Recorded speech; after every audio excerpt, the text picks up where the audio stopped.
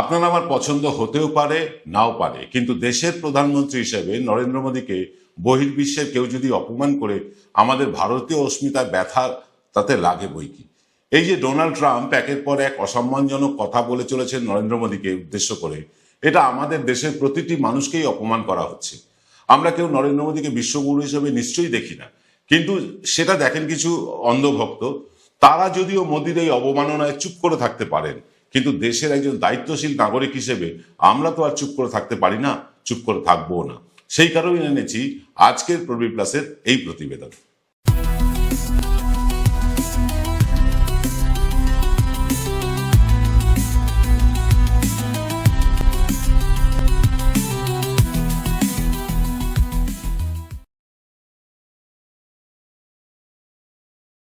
নমস্কার, শুভ সন্ধ্যা। আমি আপনাদের প্রবীর বিশ্বাস, আর আপনারা দেখতে শুরু করেছেন আপনাদের পছন্দের চ্যানেল প্রবীর প্লাস।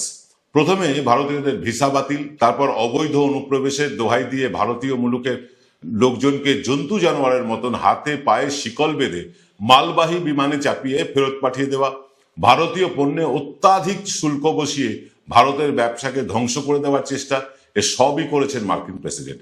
পাকিস্তানকে বিভিন্ন সাহায্য করা নিয়ে সত্যি আমাদের কিছু চেঁচামেচির কারণ নেই, তাই করছিও না। কিন্তু নরেন্দ্র মোদীর অপরাধটা কি? নরেন্দ্র মোদীর অপরাধ হলো সস্তায় রাশিয়া থেকে ক্রুড অয়েল কেনা। যদিও সস্তায় কেনা তেলের এক পয়সাও সুবিধে ভারতীয়রা পাননি, একমাত্র সুবিধে পেয়েছেন মুকেশ আম্বানি। মুকেশ আম্বানির সংস্থা রাশিয়া থেকে সস্তায় ক্রুড অয়েল কিনে তা পরিশোধন করে তারপর চড়া দামে এমন কিছু দেশে বিক্রি করেছেন যেখানে আমেরিকার কোম্পানিগুলোর রমরমা ছিল। স্বাভাবিকভাবেই আমেরিকার স্বার্থে আঘাত লাগায় একের পর এক প্রত্যাঘাত ফিরে আসছে আমাদের দিকে। নরেন্দ্র মোদী বা তার অন্ধ ভক্তদের এই কিল খেয়ে হজম করা ছাড়া আর কোনো গতি নেই। যে যাই গাল পাড়ুক, মুকেশ আম্বানির আর্থিক ফায়দাতেই নরেন্দ্র মোদীর আছে অন্ধ ভক্তদের সুখ। নীতা আম্বানি হিরে জহরতে মুড়ে থাকলে ভক্তদের ঘর আলোকিত হয়। মুকেশ আম্বানির ছেলে মহার্ঘ ঘড়ি পড়লে অথবা মেসিকে গিফট করলে ভক্তদের চোখে মুখে খুশি ছড়িয়ে পড়ে। কিন্তু বাঙালির তা পড়ে না। তাদের কাছে সবার আগে দেশ, তারপরে জাতি, শেষে রাজনীতি। গুজরাটিদের কাছে সবার আগে টাকা, তারপরে টাকা, আর সব শেষেও টাকা। তাদের ট্রাম্প কেন? বাংলাদেশের ইউনুস সাহেবও যদি আমাদের চমকায়, চমকাক না। আদানির মোটা মুনাফার বিদ্যুতের ব্যবসা তো চলছেই।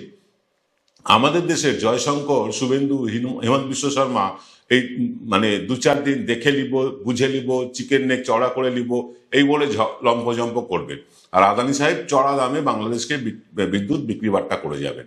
এই হচ্ছে বাংলা সহ সারা দেশের মানুষের সাথে গুজরাটিদের তফাৎ।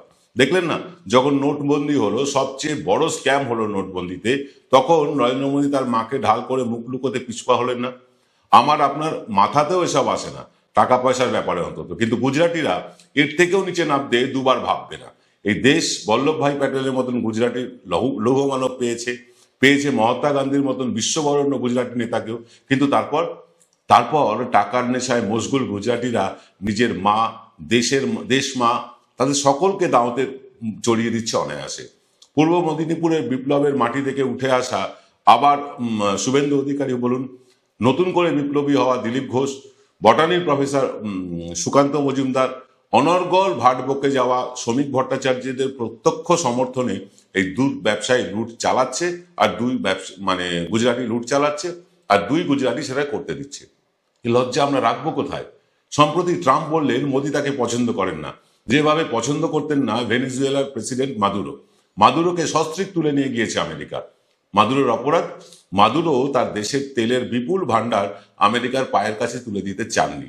এখন আমেরিকার বহু কোম্পানি ভেনেজুয়েলার থেকে ক্রুড অয়েল কিনে রিফাইন করে তা বিক্রি করতে গিয়ে যে দাম পড়ে, তার থেকেও কম দাম পড়ে রাশিয়া থেকে ক্রুড অয়েল কিনে তা রিফাইন করে বিক্রি করতে। আমেরিকা চায় যে তার দেশের বেশি দামের তেল ভারত কিনুক, আর ভেনেজুয়েলার সস্তার তেল আমেরিকা তার নিজের দেশে বিক্রি করে আমেরিকানদের ক্ষোভকে প্রশমিত করুক। ট্রাম্পের কাছে আমেরিকা যেমন ফার্স্ট, আমাদের কাছে মোদিজির কাছেও আম্বানি কিন্তু ফার্স্ট। তফাৎ হচ্ছে, ট্রাম্প চাইছেন আমেরিকানরা সস্তায় তেল কিনুক, আর মোদিজি চাইছেন রাশিয়ার সস্তা তেলে দেশের মানুষের লাভ হোক বা না হোক, আম্বানিরা মুনাফার পাহাড়ে বসে থাক। এবার ট্রাম্পের নয়া অহংকার, ভারতীয় পণ্যে 500% ট্যাক্স বসিয়ে ভারতের এক্সপোর্টকে ক্ষতিগ্রস্ত করে তছনছ করে দেওয়া।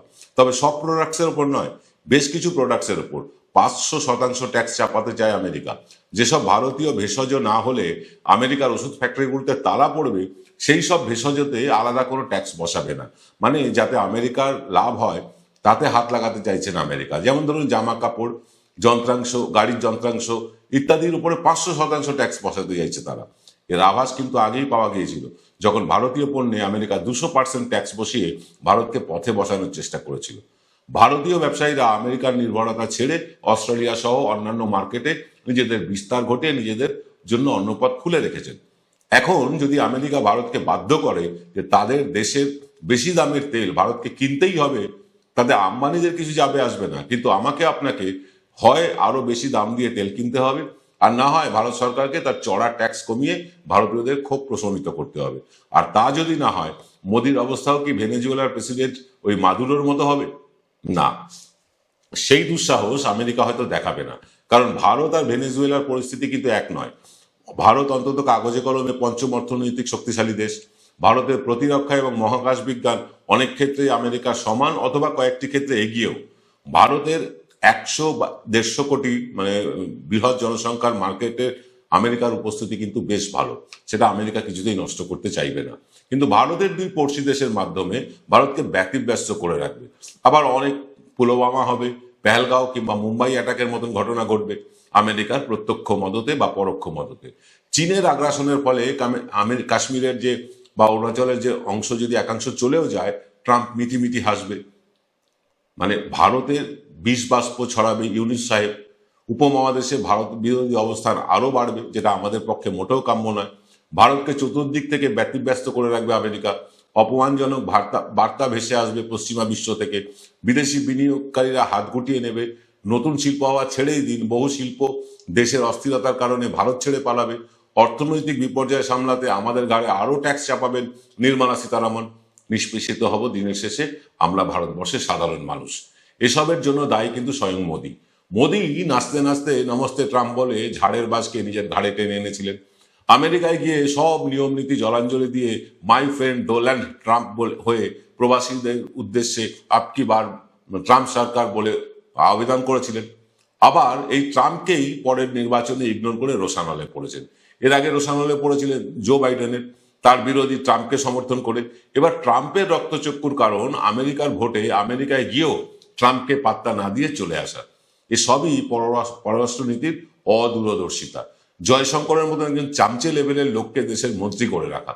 ভারতের প্রতিবেশীরা ভারতের বিরুদ্ধে, আমেরিকা নাস্তানাবুদ করছে, ভারতকে অপমান করছে, মোদী চুপ করে হজম করছে তা। তাহলে এফস্টিন ফাইলের মতন ট্রাম্পের হাতেও কি কিছু এসে গিয়েছে? তাই কি সব জেনে শুনেও মোদী হজম করতে বাধ্য হচ্ছেন? হতেও পারে, নাও হতে পারে। ইতিমধ্যেই মোদীর বন্ধু আদানির বিরুদ্ধে আমেরিকার আদালতে মামলা চলছে। যে কোনো দিন আদানিকে আমেরিকা ভেনেজুয়েলার প্রেসিডেন্টের মতো করেই এসে তুলে নিয়ে যেতে পারে। আর আদানির কান টানলেই মোদির মাথা আসবে, আর সেই মাথা বাঁচাতেই মোদি ট্রাম্পের সামনে মাথা নত হয়ে হয়তো বসে আছেন। কিন্তু ব্যক্তি মোদি, গুজরাটি বেনিয়া মোদির মাথা বাঁচাতে আমরা 140 কোটি মানুষ কেন প্রতিদিন অপমানিত হব ট্রাম্পের মতন একজন আত পাগলার কাছে? শরীরের কোনো অংশে পচন ধরলে সেই অংশটুকু বাদ দিয়ে বাকি শরীরটাকে রক্ষা করতেই হয়। যখন প্রধানমন্ত্রীর চেয়ারেই পচন ধরেছে, তখন সেই কুর্সিটাকে বদলেই প্রায় 150 কোটি মানুষকে প্রতিদিনের যে অপমান ট্রাম্পের কাছে, তা থেকে রক্ষা করতে হবে আমাদের। সতর্ক হন, আর যাতে আমরা নিষ্পেষিত না হই, আর যাতে তেলের দাম না বাড়ে। এমনিই তো বেড়ে আছে প্রায় 100 টাকার কাছে, কোথাও 100 টাকার উপরে। এবার যদি ট্রাম্পের কাছ থেকে আমাদের তেল কিনতে বাধ্য হই আমরা, মোদি যদি বাধ্য হন, তাহলে তাহলে কি হবে? তাহলে আমাদের যে জিনিসপত্রের দাম আকাশ তো ছুঁয়েছে, এবার স্বর্গে পৌঁছবে। আর আমরাও স্বর্গে পৌঁছে যাব, এই নাভিশ্বাস উঠে যাবে আমাদের এই দাম মেটাতে মেটাতে। তাই আগামী দিনকে সুরক্ষিত করতে এই প্রধানমন্ত্রীর চেয়ার থেকে নরেন্দ্র মোদীকে সরাতেই হবে। তার জন্য প্রতিজ্ঞাবদ্ধ হন, সবাই একজোট হয়ে। দেখুন, আমরা চাই না যে বিজেপির কেউ প্রধানমন্ত্রী হোক, আমরা চাই বিজেপিরই কেউ প্রধানমন্ত্রী হোক, কিন্তু তাকে দায়িত্বশীল হতে হবে, তাকে দেশের মানুষের প্রতি যত্নশীল হতে হবে। শুধু আদানি আম্বানির সেবা করলে চলবে না, মানুষের সেবাও করতে হবে। এরকম একজন প্রধানমন্ত্রী হোক, বিজেপি থেকেই হোক, কিন্তু প্রধানমন্ত্রী বদল কিন্তু আশু প্রয়োজন। খুব শিগগিরই প্রধানমন্ত্রী বদল না করলে ভারতের অর্থনৈতিক অবস্থা, আমাদের সামাজিক অবস্থান সব কিছু কিন্তু বিপদের মুখে পড়বে। তাই আমাদের সাবধান করা কাজ আমরা সাবধান করলাম। আবার বলছি, আপনি নরেন্দ্র মোদীকে পছন্দ করতেও পারেন, নাও পারেন, কিন্তু নরেন্দ্র মোদীর কেউ অপমান করছে দিনের পর দিন, সেটা ভারতীয় হিসেবে হজম করা আমাদের পক্ষে কষ্টকর। ভক্তদের কাছে হয়তো কোনো ব্যাপারই না, কিন্তু আমাদের কাছে কষ্টকর। সেই কষ্ট থেকে আজকের অনুষ্ঠানটা করলাম। দেখা হবে রাত 8টায় এক্স ফ্যাক্টরে। সকলে ভালো থাকবেন। নমস্কার।